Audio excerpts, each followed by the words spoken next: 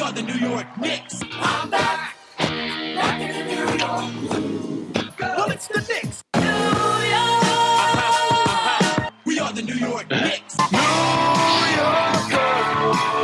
For this new season we're about to enter, the Knicks is taking no shorts, it's like winter. New York, New York. New York be about the Knicks, huh? But the best thing about New York City is K-N-I-C-K-S. Everybody say go New York, go New York, go! Hey everybody, welcome to the New York Knicks podcast, part of the Lineups Podcast Network. Go to lineups.com to check out some great podcasts, also part of Dash Radio. And if you go to our site, the New York Knicks Podcast.com, you can take a look at our newest partner, which is Ticket Club. So you can get a lot of discounts off of all tickets for all events. So there's a link right on the front page. I am Jay. I will click on it right now. That is Mark. He is clicking on it, going to get some tickets, and you can also I'd rather click on it and do that than watch the Knicks game. Exactly. I'm also doing a weekly Knicks roster power rankings. We have some guest posts. If you want to write a post, you can email us, nyknickspodcast@gmail.com, if you want to yell about the Knicks with us. And you can get the last couple of Knicks podcast shirts on the site. Hey, do you think it's fun to hang out with the Knicks on like a Saturday night? Probably, yeah. Yeah, I mean, like more so than other teams. Like, I would say not on a Friday night because that's always after a loss. But like a Saturday night, do you assume this team like goes out hard? Probably. I mean, some of them probably can't even go out yet. Well, I mean, they probably get fake IDs. I don't know. They get in. They're basketball players. They can get in places. I'm just assuming this team must go out so hard on Saturday night for the last 2 years because they are so goddamn bad on a Sunday game. It's incredible. I think that's part of the problem with having a team in New York. Like you think so? Like You think maybe that's part of the problem having not a good coach, not a good organization. Well, I mean, L.A. The Lakers play in L.A. They don't have the Sunday effect. The Heat play in Miami. They don't have the Sunday effect. Maybe you're just an unprofessional organization. Or maybe it's because they play in Miami in the winter. I don't know. I mean, this is like it's even in the winter in Miami, it's not a bad time to go out. So as we're recording this, the Knicks are down by 20 against the Cavs. So this is why Mark's in a good mood right now. Oh my God, I have a cold, and this is only making it worse. The Knicks look like they're getting blown out by one of the worst teams in the NBA because they are the worst team in the NBA. You're saying they're the worst now, huh? Yeah, I don't know. The Knicks are the worst team in the NBA. The entire time that Fizz has coached this team, they've been the worst team in the NBA. That might be true. I wish we had recorded this before this game started, because then we could just pretend we won the championship because we beat Dallas in a meaningless regular season game. You know, if there was two games I wanted to win all year, it would be the Nets game and the Mavs game. At least I got one of those. Yeah, I mean, they play again Thursday night, but I was very happy. It was a good game. There was so much to root for. Ntilikina looked awesome. He did. You know, see, this is what happens. We trash a player, they play really good, and then we do an apology episode, and then they suck the rest of their career, Lance Thomas. So we're not going to do an apology episode. So maybe we'll reverse. It is fair when we bash a player, like we bashed Portis. He had that breakout game against Chicago. He sucked ever since. But we kind of been riding Ntilikina, and he looked really good this past week. So who do we bash this week? Yes. I'm going to say, holy crap, Barrett can't shoot a free throw for his life. Like when the other team fouls him, they're like sweet, he's not going to hit a single basket, and we're going to get the ball back. Which is very strange because he doesn't have a bad shot.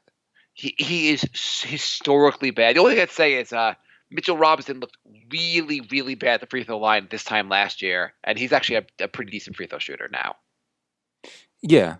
It's just, I mean, he's shooting 45%. I mean, it doesn't even look like 45% because he doesn't make it that often when you watch him. Right. I saw someone posted maybe it was on Posting and Toasting or somewhere in the comment section. They said, "Can Barrett shoot his free throws from the 3-point line?" Seriously. Anywhere else where he might be a better shooter? Very strange. It is really so. Barrett, you suck. Please start playing better. Please. Please. I have nothing left to live for as a Knicks fan. Jay. Mm-hmm. So Knicks suck. Before we get into the positivity of what's going on, so I thought for a good way to start the show, the Knicks. Do you think it's fair that they have to spend 82 games playing NBA teams? Not really. I mean, I know every other team does, but it doesn't seem to be working out for the Knicks. So Jay and I are starting the show off with a top 5 list of 5 ideas to present to the NBA's competition committee to make the Knicks games and the Knicks team more competitive. Mm-hmm. So let's do it, Jay. Tell me, what do you got here? What would make a season? You're going to the competition committee? Each of us can be the competition committee. Okay, I'm going to judge your idea. You judge my idea. Let's see who does better. All right. The opposing team's net has to be 2 feet higher. The rim, not the actual net, right? The whole apparatus. Okay, that's not bad. Mm-hmm. So I'm going to say not a bad idea. I think the other team would just figure out how to score, and the Knicks would be like, "Wow, on 12 feet, they're still beating us." Okay, fair. Okay. The first 5 minutes of every game, the other team is not allowed on the court. The Knicks could get to score as many baskets as they can. The only thing is in each possession, they have to dribble up the court to make it a little more fair. Does that mean Randall will still get 3 turnovers? Probably, yeah. They have to, but you got 5 minutes, score as much as you can before the other team comes on the court. That's not bad. That's not bad. Okay, what do you got? Let's see. So the opposing coach gives the Knicks the minutes allotment, but the Knicks get to fill in what players play those minutes. So, like, normally if Porzingis would play 35 minutes, you just say 35, but the Knicks get to pick what player plays that 35. Oh, okay. So I thought the other team was picking the Knicks minutes. You're picking the minutes of the other team. Yes. Yeah, the opposing coach has his whole game plan, and he has his estimated minutes allotments for the whole roster, but he just gives the minutes allotment, not which player is playing those minutes, and the Knicks actually get to pick the minutes. So basically, you're playing the Knicks. You have to go like a 12-man rotation and just go 10 minutes everyone so you can get your players on the court. Yeah, or just hope that the Knicks are so dumb they actually put in the real minutes allotment and get it rolling. Yeah, so that's going to be a strategic one. That's interesting. So you know the DH in baseball. Yeah. You know that designated hitter. Yeah. So DFT, designated free throw shooter. Alonzo Trier gets to shoot everyone's free throws, including Barrett. So that would be great. Like he's like, Barrett goes to the line. Well, Barrett can't. Oh, I forgot. Trier gets to shoot. When you have designated hitter, aren't you not allowed back in the game though? The other guy. Yeah, Trier's not allowed back in the game when he's not shooting free throws. All right. What do you got? This one's simple, and I think it works. Mitchell Robinson gets 9 fouls. Mitchell Robinson gets 9 fouls? Yeah, the foul out. Yeah, that seems kind of fair. Do you think he could get more than 9 fouls? Because I think he might still need more. He might. I mean, with 6, it's not working at all. Okay. So like if you were playing when you were a kid and you're playing against a team that was really unevenly matched, sometimes they would just say like, let's take someone from the other team's roster. Mm-hmm. Yeah. That's what we're gonna do. Mm-hmm. So like the Knicks play Lakers, they're like, we get LeBron tonight. Lakers are like, oh damn. When Knicks play Dallas, they're like, will the Knicks play with KP tonight? And the Knicks are like, no, we got Luka. That's a pretty good one. That would help. Yeah. All right. The Knicks get 3 do-overs. You know, like when you're a kid and you play a game and you mess up and you're like, do-over. The Knicks could do that. Randall dribbles off his foot and he's just like, do-over. Yeah, we fouled the 3-point shooter and he made the shot. We're going to just call it Yeah. That's not a bad one. Okay, so like in the NFL, like you have like a challenge flag you throw out there. Mm-hmm. Fizz gets 5 challenge flags, but they're not challenge flags. They negate foul flags. So Knicks do a foul. Fizz just throws the flag, and they're like, okay, foul waved off. Did he get how many flags does he get? He gets 5. Okay. So like Mitch does a dumb foul, he just throws the flag. Randall like bumps into someone and goes for the dunk. They're like offensive foul. He throws the flag. They're like, never mind. He gets 2 points. All right. This one I think would guarantee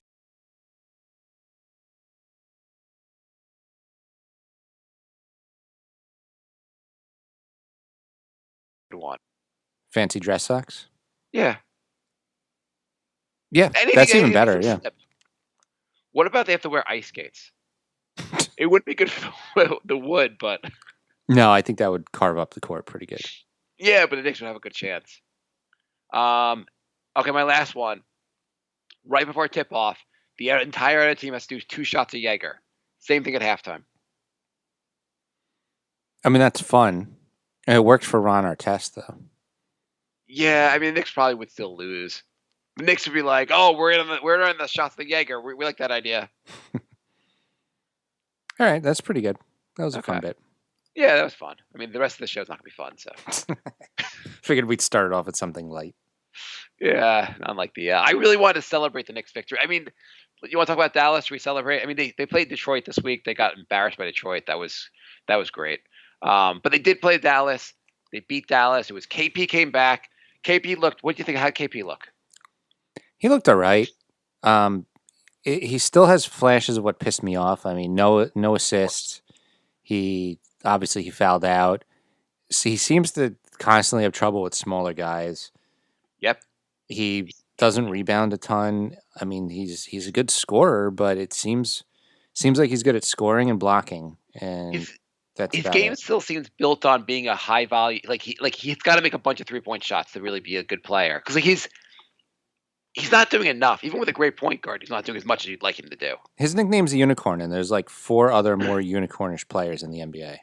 Yeah, I mean, the thing is, he hits some turnaround jumpers. He hits some pretty good shots, but those shots don't always fall. He hits some good 3-point shots, but I don't know.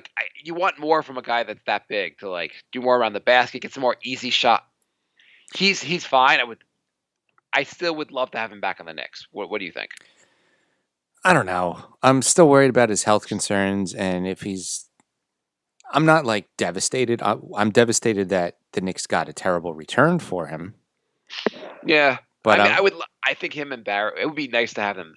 I don't know why the Knicks ever. And he's not as good as people I think want him to be, but he's still with Doncic being your best player. It's for Dallas. It's very nice to have Porzingis. Doncic is absolutely insane. He is ridiculous. Though at the end of the Dallas game, why did he say let me shoot a shot from 37 feet to try to win the game? I mean, he still makes a couple weird decisions, but overall, he's just ridiculous. He seems like kind of a cocky player. Can you imagine having that pick and knowing it could be Luka and saying, "Nah, I'm just going to trade that"? Could you imagine being like, "Hey, we could have had Luka, but you know what? We won 3 games at the end of the season because that's how you build a winning organization." Well, it's good we built that winning culture because that worked out good. The goddamn winning culture. So many winning culture wins that have only destroyed our franchise. We get a lot of messages saying yeah, you got to try and win every game, build a winning culture. The Knicks have one of the shittiest cultures in the NBA, and they don't have Doncic. You know what builds a winning culture? Luka Doncic. I mean, Doncic and the year before was the De'Aaron Fox, right? Yeah. Yeah. Both those years, if they won these pointless games at the end of the season, and that completely screwed them. I mean, right now they're down. It happens over and over. They could have had Towns as well. Oh my God. Anyway, on to positives. Frank looked great against Dallas. Frank looked great. His defense really was a difference maker. He was everywhere in defense. And anyone, they showed him when his stats when he guarded anyone. When he guarded Doncic, he did pretty good against Don. Even though Doncic had a huge game, when he was guarded by Ntilikina, he did not look that great. Mm-hmm. Ntilikina even looked good against Porzingis when he guarded him. Let me ask you, if Ntilikina is so good on defense, why do they run a defense where they constantly let Ntilikina be switched off the guy they want him guarding? Or just not have him guard the best. Yeah, I mean, they constantly switch, and they let a team go oh, it would suck if Ntilikina guarded this player. Let's just put a pick here, and everyone will just switch. Yeah, it is kind of weird. Why isn't Ntilikina just stay on the players he wanted to stay on? He should have stayed on Doncic the entire game. Now, as good as he was, I will say that I feel like he would still be better not as the point guard, maybe doing a 3-guard lineup, move Barrett down to the 3, Like when Peyton comes back, have Peyton, Ntilikina, Barrett, Yeah. and then maybe like, you know, Randall Morris or something like that. I mean, why don't you take your 4 guards? I mean, you're gonna have to try. Even though I know Knicks fans hate Dennis Smith right now, you're gonna have to try him out again. Take Dennis Smith, Peyton, um, Barrett, and Ntilikina. Have at least 2, maybe 3 of them out there at a time. Well, I think you should always have Peyton or I guess Smith. I don't know. Smith it seems No, like he's Smith's a garbage. 2 guard either. I mean, Smith, I want to give him a chance again. I'm just saying, like, I don't mind lineups where it's Ntilikina and Barrett together, but it almost would make more sense having. So what you're saying, and what I'm agreeing also with, is Ntilikina is not necessarily like a point guard. Right. Even when he looked really good against Dallas, he was other players were setting him up for threes. He looks better when other players can do a little more of the workload. He's not a guy that can just solely be your point guard. Like, just he's not going to carry the offense. He looked more aggressive against Dallas, and maybe with more confidence he'll get better at this. But he almost looks like he'd be like if he could be serve as both your backup point guard and your starting 3, or like if he can mix positions throughout the game. Yeah, yeah. I feel like the Knicks need more of a traditional point guard, and it's not really a knock against Frank. I think if he can do half of what he did against Dallas on a regular basis, he's a keeper, but I don't think he should be the starting point guard. Well, I would say this, so in case people are going to jump all over us, I think Ntilikina should be playing 30-plus minutes a night. His defense earns it. His shot is looking better. It's just that a matter of does he have to be the person in charge of running the offense? Yeah, I mean, I guess 25 to 30 is fine. Just because. No, I mean, with his level of defense, you'd want him out there for 30-plus minutes. You really would like go under 30 minutes for the guy that's playing this like stellar defense with no one else plays defense on the team? It's just a weird fit because I think he should be a 2 or 3. Maybe, I guess maybe don't have Barrett play 47 minutes a game. Well, Barrett's minutes have gone down a little bit. For one game. If Barrett plays 30 to 35 minutes a game, I think we're all pretty happy. The whole load management thing is crazy. It's insane for a 19-year-old. Let him play 30 to 35 minutes. If he starts looking bad, you can sit him for a week. No, 30, 35 minutes is fine. I think people were complaining because he was playing over 40 for a while. I think people are going 40. He played like 2 games over 40. I think people were losing their minds over nothing. Well, I just think they said, is this the way it's going to be all season? Is he going to play average like 40 minutes a game for a whole season? And then Fizz made some crazy quote about Latrell Sprewell, and people were like, what the hell are you talking about? I just think that sometimes you shouldn't have him out there. Like when the Knicks were down by 20 in the fourth. Right, I agree. Barrett's playing with 4 minutes left. Like, what if he just rolls an ankle? Why even have him out there? It does seem silly, but maybe Fizz had some reason for being out there, and we don't. To a certain extent, if you trust your coach, you don't have to second guess everything he does. I don't like our coach. I'm just saying, but if you did, you don't second guess every little move he makes. I know. Fourth quarter, you're down by 20. You put in Trier and Dotson. Give them some reps at least. Like, what if he says I want him to get more? Like he didn't play that well tonight. I'd like him to show something in the last 10 minutes, even though they're down by 30. Like this, he just needs the reps. I want to see him do more. Maybe I want to see how he looks with Izzy out there. Who the hell knows? He's not going to lose his minutes. That's the thing. Like it's not like, oh, show me something or I'm going to play you less minutes next game. He's going to play 35, 40 minutes the next game anyway. So I mean, who knows? Maybe he talked to Barrett and Barrett was like, "Leave me, put me back out there. I want to play more." So no, what if Barrett's like, he's like, I'm fine. I looked like crap tonight. I know we're down by a lot. I want to play the last 8 minutes. And the coach is like, yeah, that's fine. Go out there. I like that. I like that hunger. And so when they all ask Fizz about this, and Fizz doesn't throw his player under the bus by saying the player wanted to play. I mean, I don't really know. It's just saying like we're talking about a 1 or 2 game sample size. His minutes haven't been crazy. I mean, his minutes were a little high there, and I guess he was averaging 4th or 5th highest minutes in the NBA. But at the same time, he's 19 years old. It's not that big for him playing 35 minutes a game. If he earns those minutes, it's not a big deal. I'm just saying in a 20-point blowout in the fourth quarter, maybe put in your bench like every other coach would. Yeah, I mean, it's fair. It's totally a fair point. But we also, again, if you like your coach, and I don't, you can't second guess every little thing they do. But you don't, so we'll start second guessing.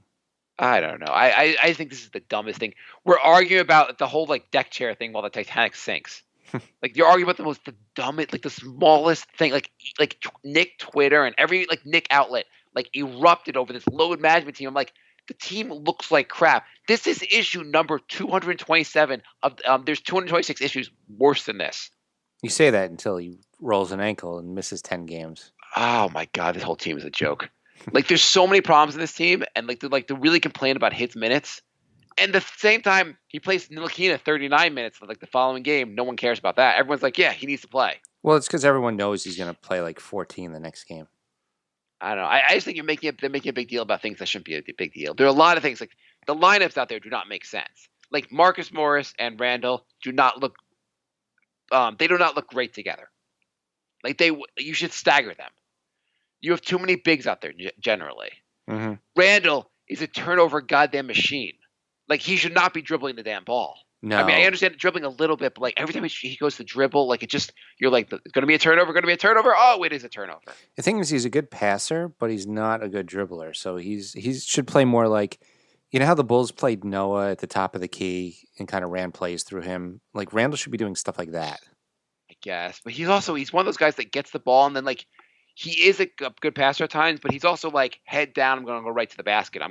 Him and Morris, they get the ball and they get in their minds they have to go to the basket, and then they're never going to pass. Randall sometimes looks up and then passes, but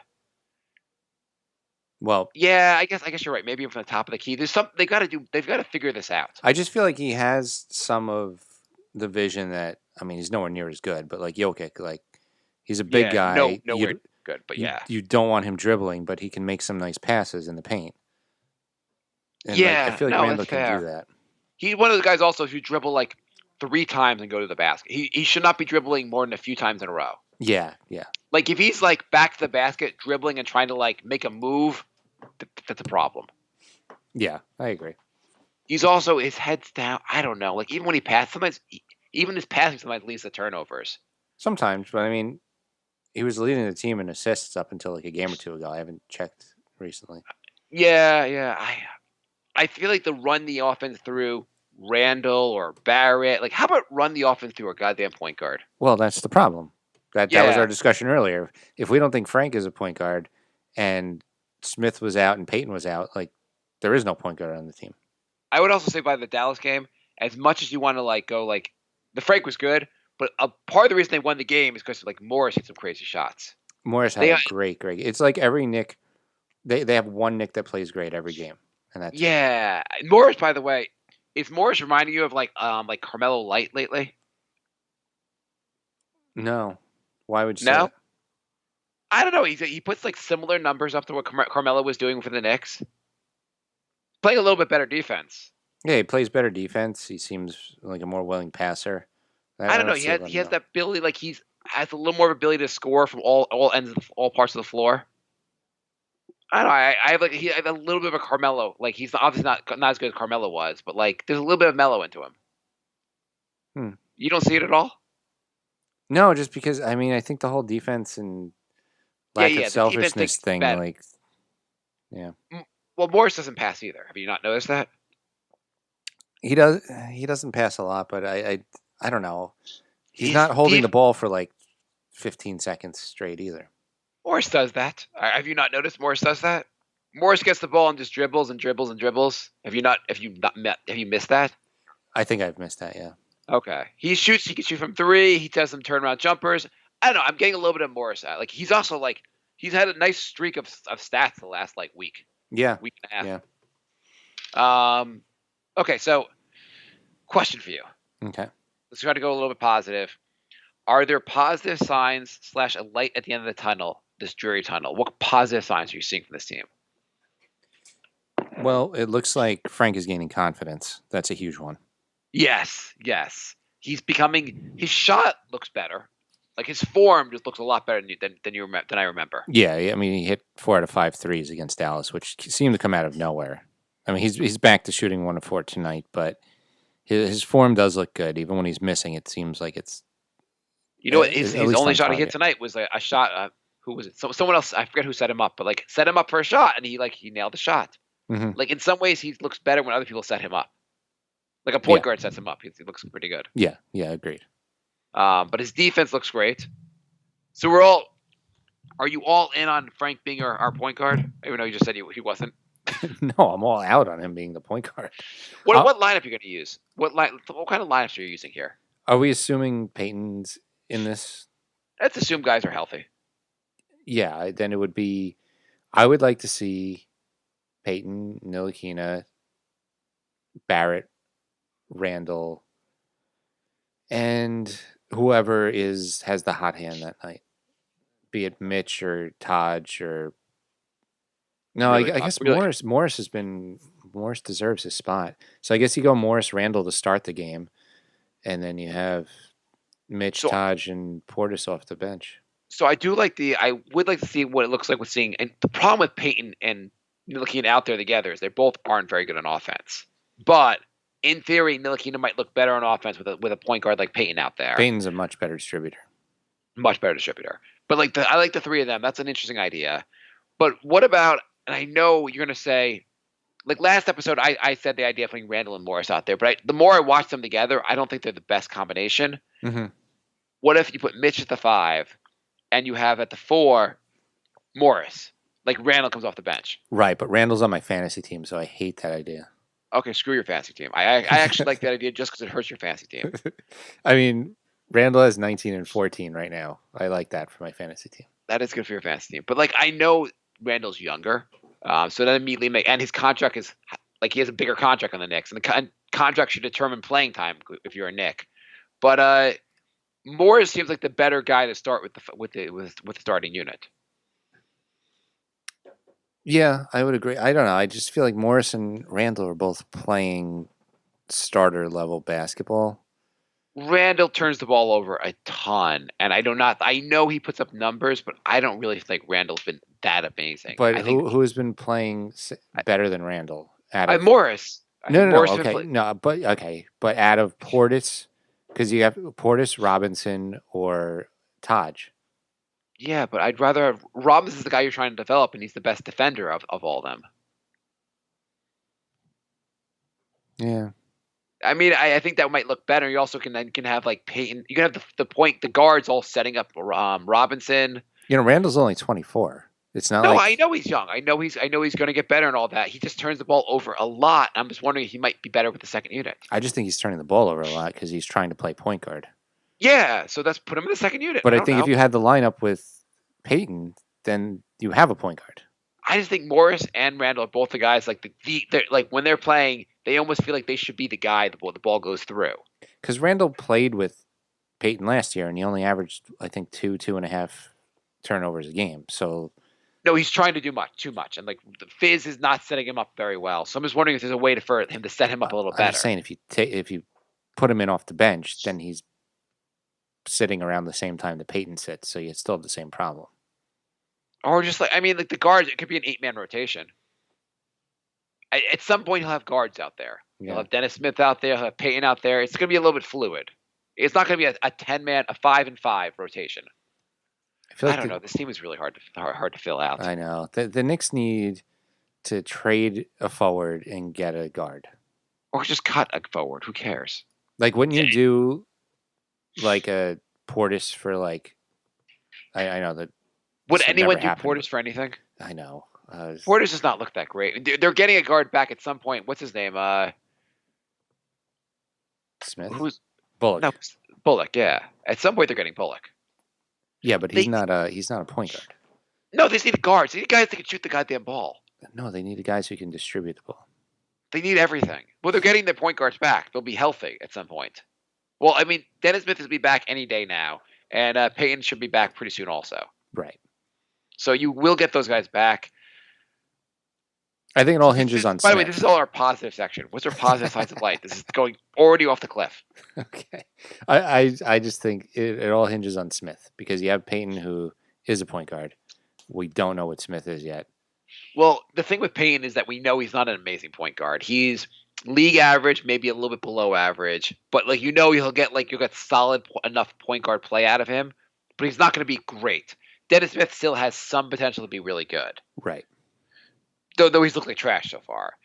And Ntilikina is not the issue with Ntilikina on point guard is he's not like a guy that really penetrates and sets other guys up that well. Correct. He's not an amazing passer. I think people have overrated his passing skills. Agreed. But he's a great defender. I think his defense is enough of a with this team. His defense is enough that like he deserves to play at least 30 minutes. Yeah, I mean, right now he's played 30 minutes. He has 2 steals and 2 blocks. Those are nice defensive numbers. Yeah. I feel like you get a. I mean, they're getting their. It's also crazy because you want to defend Ntilikina, and it's not his fault they're getting their ass kicked, but they're getting their ass kicked against the Cavaliers. It's like his good point guard play is not exactly resulting in wins either. This team is garbage. Yeah, I mean, if you want to do a positive about that, he's a -9, whereas the next best starter is -16. Yeah, that's something. It's something. So, okay, what else? What other positive? So, positive signs. Morris is putting up pretty darn good numbers lately. At a pretty solid, solid percentage. Also, he's been pretty efficient. So the Knicks have played 10 guys today. 9 of them have assists.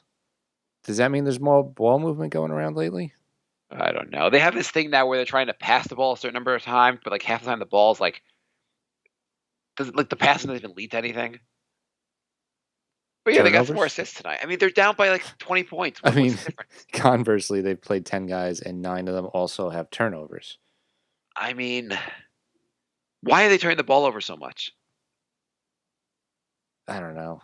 I really don't. I mean, there's a lot of bad passes. There's a lot of trying to force it.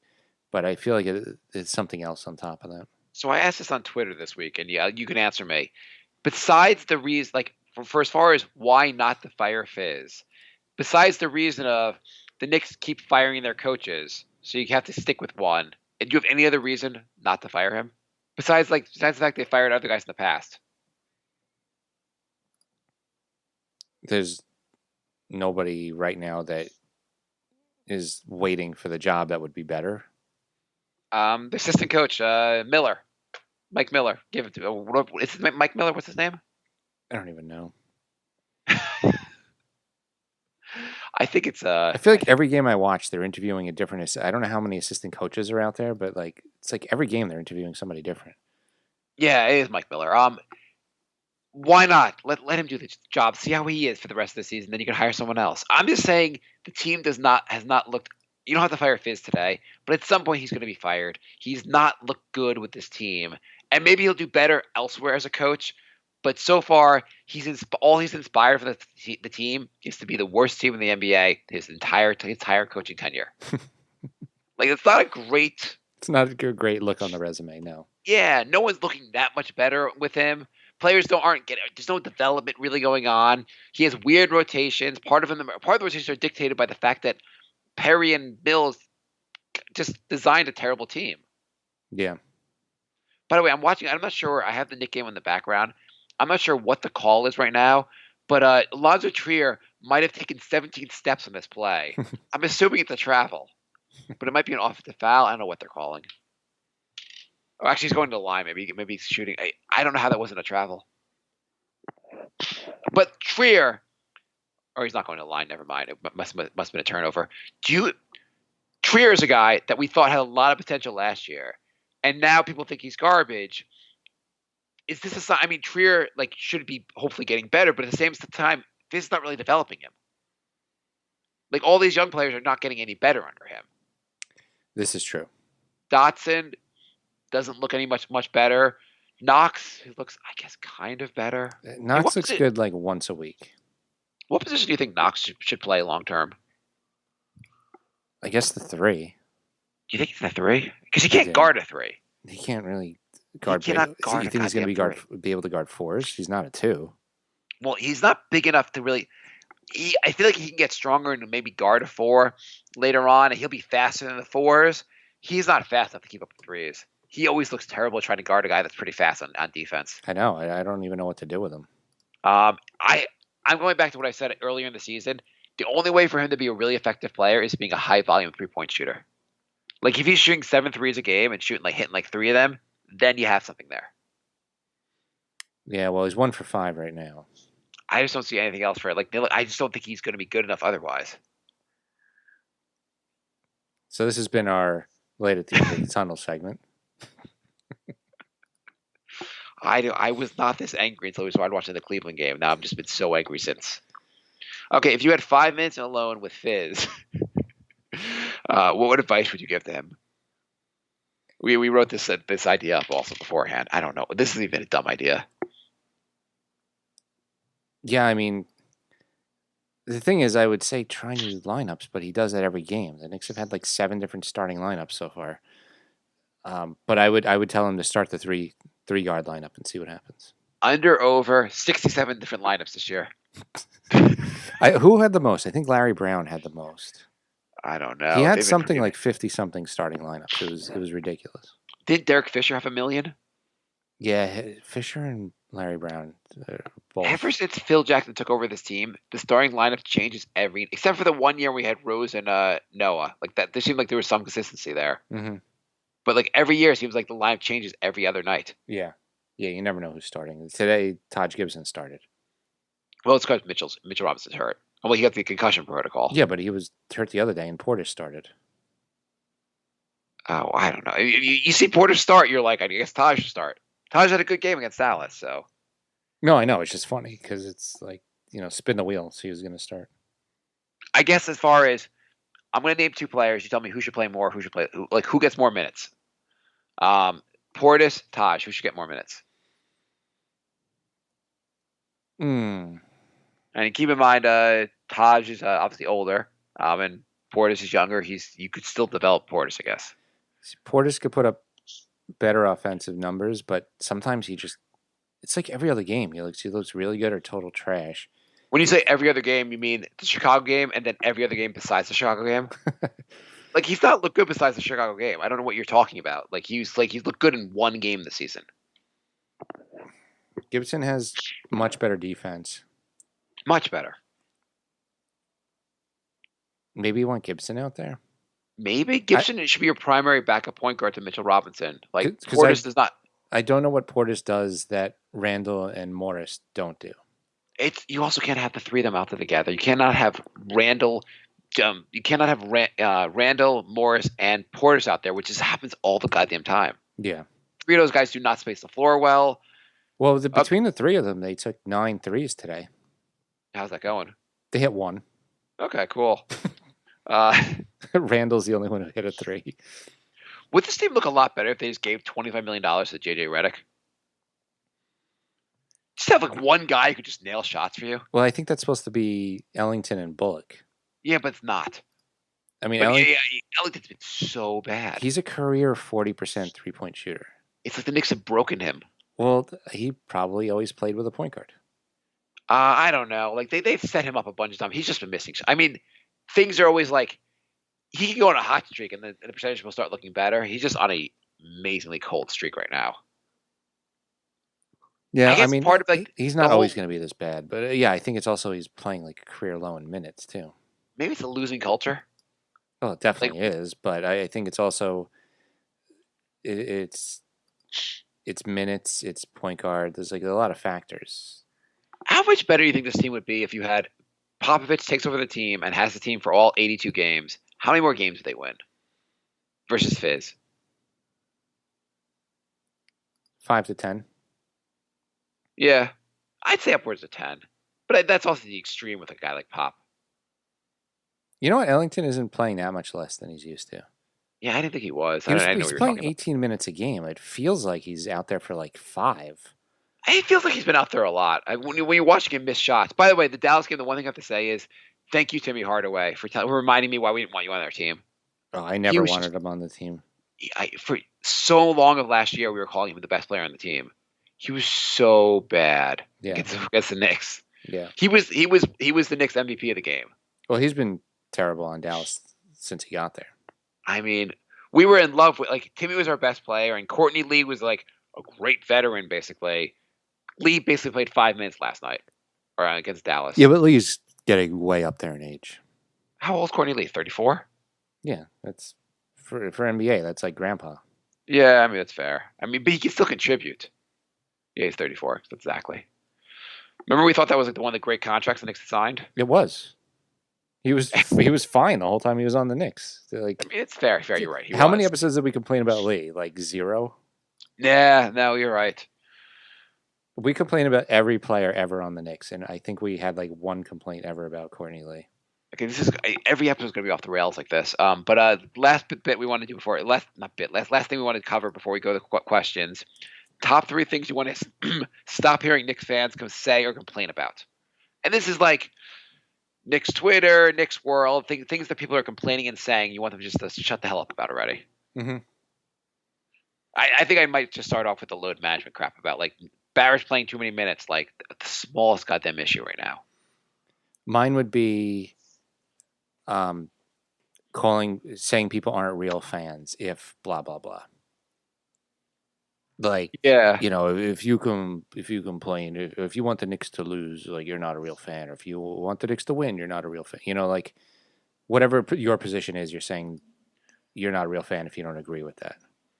So they asked, that I hate. So they asked Fizz about like what happens when Payton comes back, and he says if Ntilikina is playing well, still playing well, he'll be the starter. And people are like that's not enough. He's got to put it in stone that Ntilikina starts the rest of this season. No. Why don't you just say if Ntilikina is playing well, he gets to start. If he's playing like trash again, then Payton gets to start. I think that's totally fair. I mean, why do people have to say like this one player's minutes have to be cemented? Because like it's a sin against the Lord if he doesn't play. Yeah, he's not a baby. Yeah, like let him earn his minutes. Yeah, like that would be the best thing for everyone. Agreed. Don't like bizarrely like take a minutes away from him, but like Knicks are losing by goddamn 16 points to Cleveland. I was like, this is going to be they'll beat Cleveland, they'll beat the Bulls, they'll go on a little bit of winning streak, the season will be saved. All right, let's keep going. Let's go to the Facebook questions. Do you have anything else you want to complain about or say about the Knicks fans? No. Okay. You have emails? Yes. Let's see. Email. Am I being too negative this episode? Nah, I'm fine with it. Okay. I'm getting really negative right now.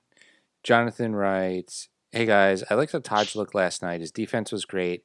He can hit the short jump shot. He got mad when someone blew his coverage, and he even called a play for Randall in the last quarter when he saw the mismatch. I say give Taj a break for starting and bring Mitchell off the bench until he gets the fouling trouble under control. Thoughts?" Well, you got what you wanted today. He's a savvy veteran. I mean, I don't have a problem with that because when you put Mitch in, he can't play more than 20 minutes a game right now anyway. Yeah. I mean, just to have somebody who knows what he's doing and saying like, "Hey, look, there's a mismatch. Why don't you exploit it?" Or, "Hey, let's do this thing." Like, the Knicks are kind of missing that, so I think he does bring something to the table as far as that goes. Although he started tonight's game and the Knicks were down by 20 almost instantly, so maybe he should just get a megaphone and say all these things from the bench. So you're saying the Knicks need a guy at center or really every position who knows what they're doing? Yes. That'd be refreshing. Yes. The Knicks need basketball players who know what they're doing. And no matter how much we praise Ntilikina's defense or someone else playing well, they then just go the following game, they just look like a complete joke. Yeah. Why can't they play like this? The whole Sunday thing, it happened all last season. It's back again. I almost want our coach fired for the fact that they can't seem to like care about playing on Sundays. It's like JR for the weekend, only a whole team version of it.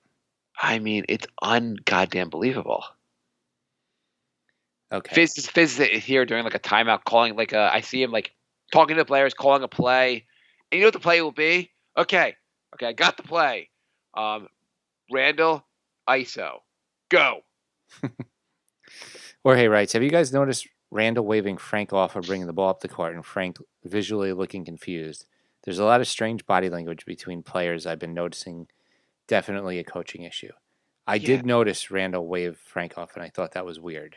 It's weird because the coach said, "Randall, you're the point guard also." Maybe it is mixed messages. I don't know.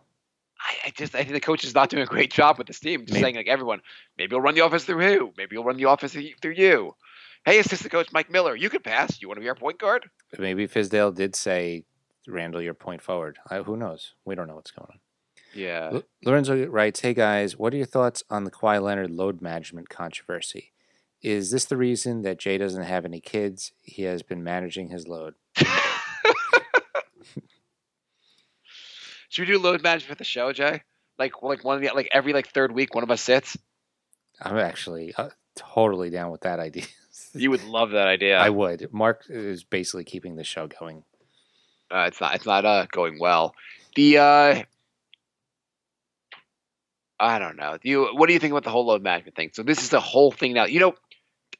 After the Dallas played the Knicks, the following night, KP had to sit because of load management, and who else had to sit that game? I forget who else had to sit. But I don't know. I do think it's weird because you look in players 20 years ago played every game, played 40 minutes a game, and now it seems like I don't know if they're so much bigger that their bodies can't handle it, or the pace is slightly faster so that it wears on the body more. I don't know what's going on, but it seems like if you don't do load management, you get a lot of injury problems. I think he had a lot of injuries before also. But so I saw someone looked this up. I did not look this up, but I saw online that the pace and the pace of play really isn't that much faster than it used to be. And it's not as fast as it was in the 80s. Right. During like the Showtime era. Yeah. So yeah. The pace of play argument, it does not make sense. I mean, if you're a team that can make the playoffs by doing load management, then like by all means, like if you could rest Kawhi every fifth game and still make the playoffs and make your run in the playoffs, then fine.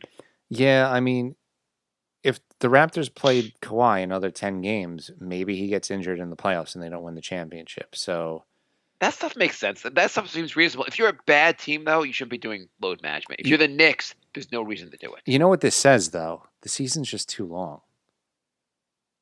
I hate that stuff. The whole season being I think it is. Come on. Are you ever really invested in a season like 60 games in?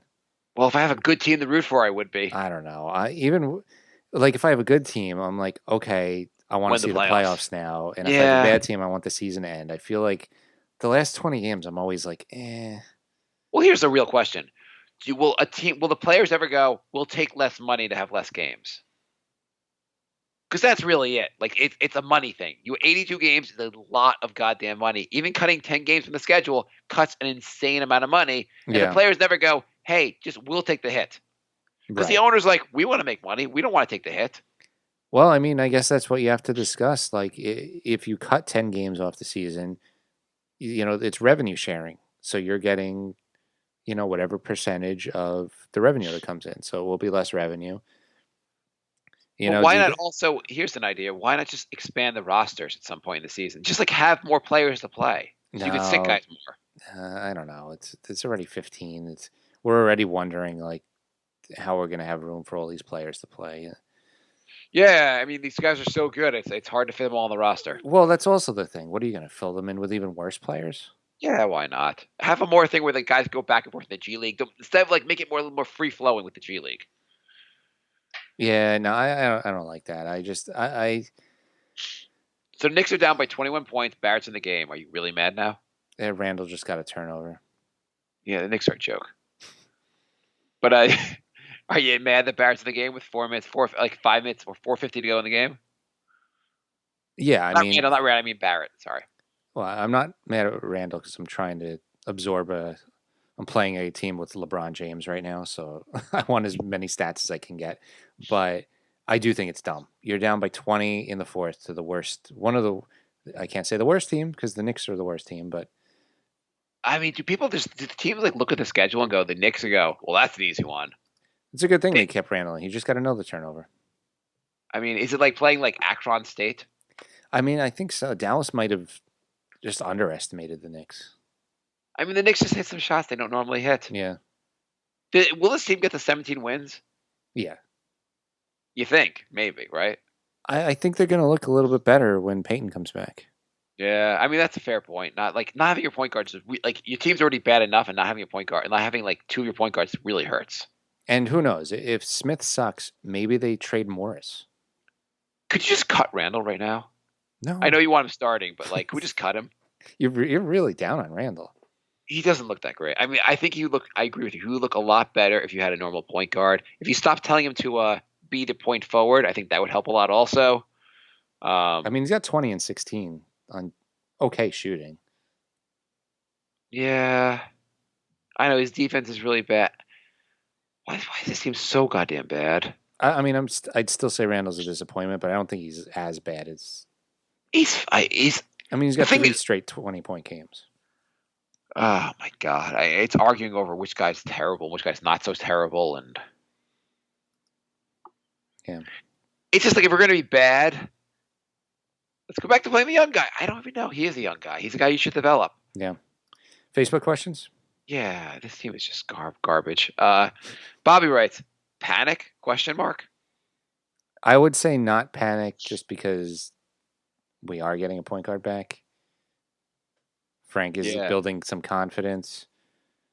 Okay, Jay. If I had to make you a bet right now, I would say like $50. I'd make you worst team in the NBA. I picked the Knicks the worst team in the NBA. You could have the field. Would you want to make that bet? Yeah, Okay, I'm not really making that bet. I was curious if you I would because I feel like 29 teams. You have a bet. You have pretty good odds here. I just feel like, Kevin Love rolls an ankle, the Cavs might be the worst team. Bradley Beal rolls an ankle, the Wizards are the worst team. There's a lot of teams that are close. Fizz gets to keep his job all year. The Knicks are the worst team. So, at what point would you fire Fizz? If they hit where are they going to be now? 2-8. Yeah. Give him another 10 games. Evaluate after that. You see how they look when Smith and Payton comes back. Yeah. If they go another 2-8 with everybody like a full healthy roster, I hope we're mocking these shows we're so down later in the season. Like the Knicks turning around just looks so much better at some point. Mm-hmm. Tristan writes, "Am I a bad fan for wanting to go 1-81, but every game being competitive loss?" No. Yeah. I mean, top 5 pick would be very helpful right now. Yeah, and that's the thing. If you're not going to make the playoffs, you want to lose as many as possible. And if they're competitive, at least they're fun to watch. Yeah. Ben writes, "Thoughts on the Knicks trading for D'Angelo Russell? This is pure theoretical, only that the Knicks need a point guard and Golden State may be all aboard the tank train." Paul also writes, "We should have tried to get him during free agency. I'd love a perfect point guard, but who are we getting really?" And Ben writes, "I know he was a sign and trade, but just thought he was always an option." Yeah, he hasn't looked great in Golden State, but a hell of a lot better than anybody we have now. Should we be worried about the cap anymore? In the sense of no one's coming here, so does it really matter who we get to what bad contract? Like Russell's contract is not great, but no one else is going to get the money. No one else is worthwhile is going to get the money anyway. The thing is, if you spend all your money doing that, getting a player, then you can't sign anyone that wasn't coming here anyway. I'm not worried about signing players. I'm worried about building a team that's made to last. Okay, so Barrett's a keeper. Yeah. We're not sure how good Frank or Mitch are going to be yet. They both show flashes, but they both have flaws in their game. And Knox is starting to lose faith in Knox. But my point is, you need at least 2 guys that are okay, we could build around these guys. And right now they only have one clear guy that they can do that for. So I don't want to muck up the whole cap situation until you can at least say, okay, we got these 2 guys. We could use cap on these other guys, and now we got a squad. You know what I mean? I just don't see the point in signing guys to get good enough to just miss the playoffs or make the 8th seed and get swept. Just to put ourselves in purgatory. I don't see the point of that.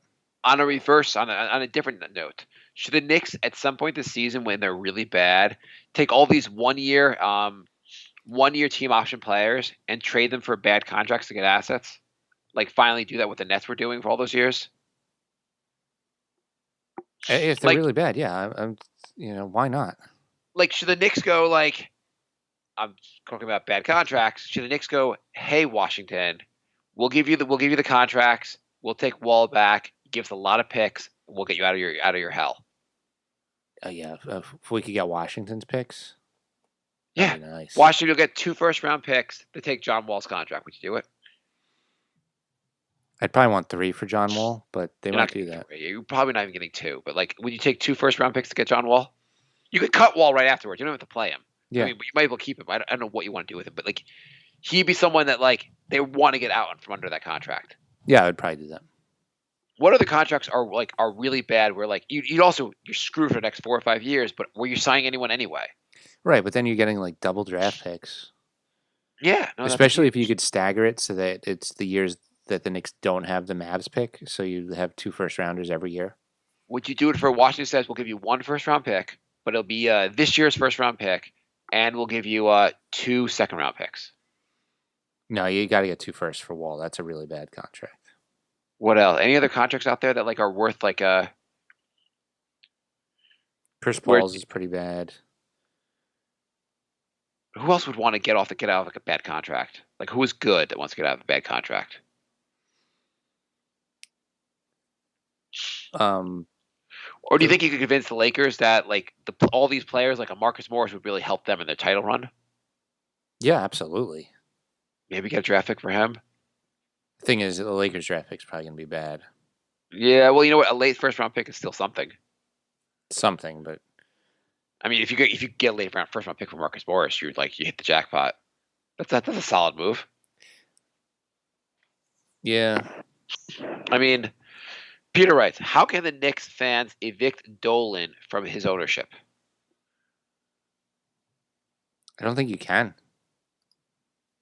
We literally just have to wait for him to die. Is there any other way?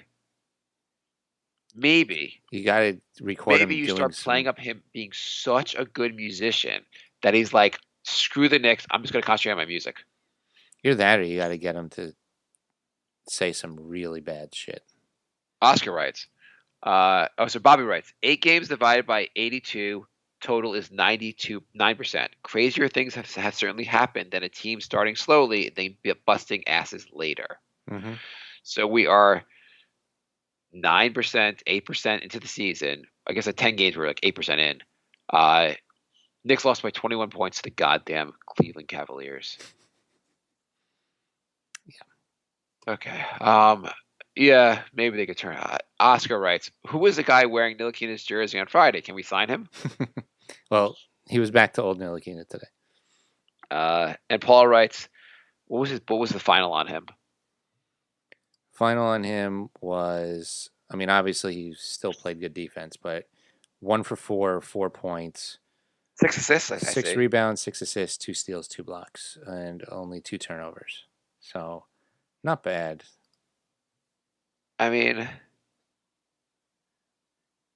this team is such garbage. The Knicks had 4 starters score less than 10 points. Are they worse than last year's team? I know we said going in the year the roster is better. Are they worse? Well, record-wise, they are. I still think they upgraded at a bunch of positions. It does seem like they did do that.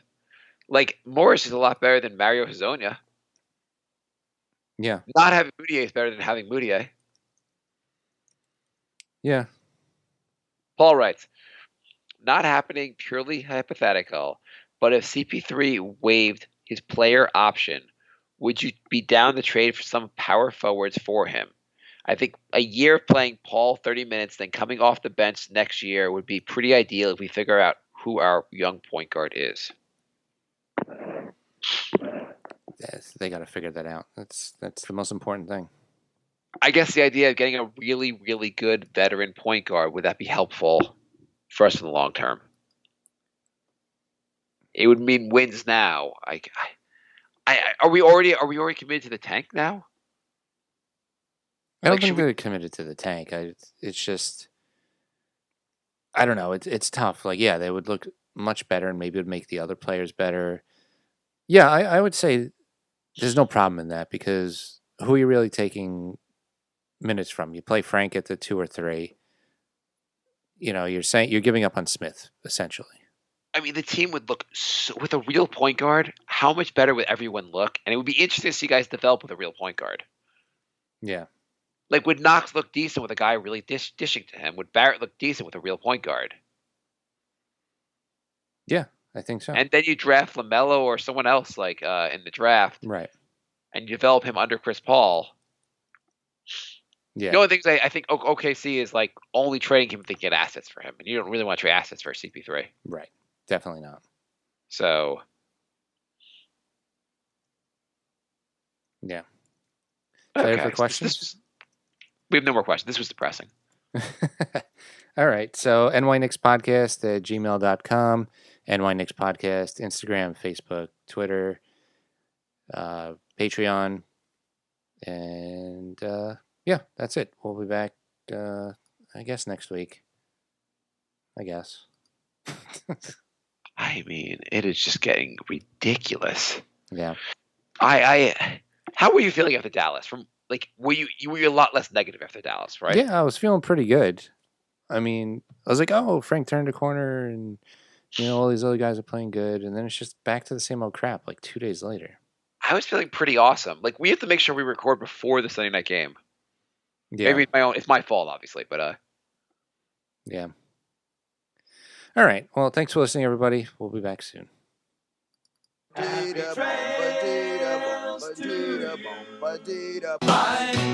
love. Goodbye, everybody. Goodbye.